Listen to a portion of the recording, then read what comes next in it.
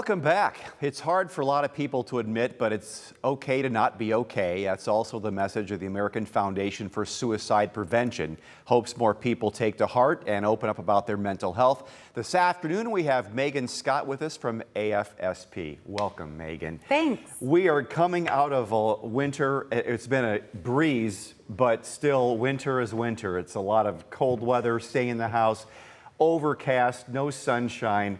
Probably mental health gets shaky anyway coming out of COVID, but boy, the winter months are tough to deal with. Yeah, and even though we didn't get much snow or even cold, it's the cloudy, the dark, the brown, that a lot of people just really struggle with in the winter, especially in Northwest Ohio and this general region that people just. I mean, there's actually a disorder out there called seasonal affective disorder that a lot of people struggle with. Oh, absolutely. So what are some ways that you can talk and tell people about ways to cope with that? Yeah, so there's a lot of different ways, and there's three main staples that you want to always look at. And one is diet. You want to make sure that you have a balanced diet, drinking lots of water, exercise, and some form of fashion, right? So it doesn't mean getting up at 3 a.m. and going to the gym every day, but just some gentle stretching every day, just something to get the blood moving. And then sleep. In the winter, it's actually more important to not get too much sleep, but just the right amount. So usually about 8 hours, 7 to 8 hours a night, depending on your age. Now, for teenagers, sometimes it's a little bit more. You're looking at 8 to 9 hours. So it just depends. And I know I have a teenager, so sometimes it's hard to get her out of bed, but it's good to make sure you limit their sleep, because for her, I know that it's not always good for her to sleep too much, especially in the winter. Yeah, and also for adults as well in dealing with, well, no, let's talk about kids. You're talking about teenagers.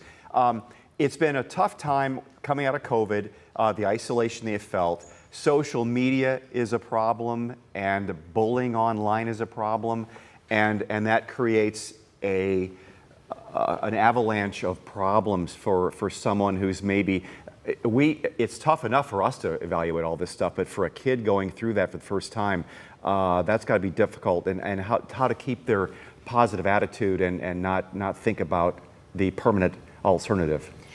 Yeah, and part of AFSP that they want to do is they want to teach the kids, the youth, the young adults to be able to talk to and help each other, right? So there's an initiative out there called Seize the Awkward. And if you go to afsp.org, they talk about that, or seizetheawkward.org. There's actually a new initiative or a new spokesperson out there, Megan Thee Stallion.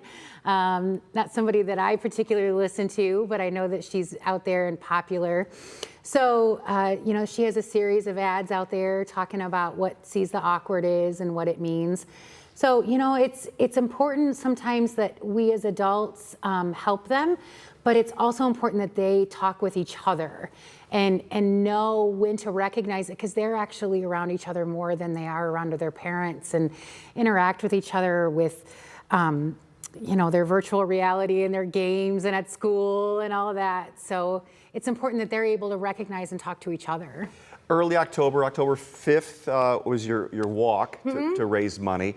What other events are coming up here you want people to know about? Yeah, so March 16th, we are doing our first of several events. We are doing like a creative art event at the library on King and Secor, or we're going to be painting rocks, and you're able to take some of the rocks with you, but the point is we're going to be painting these rocks that we're going to be able to put out on the walk route for October 5th.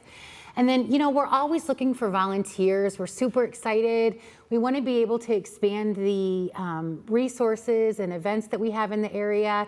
So we want to invite the community to come down to our meetings. And our first one is March 4th at the library on Central and Secor.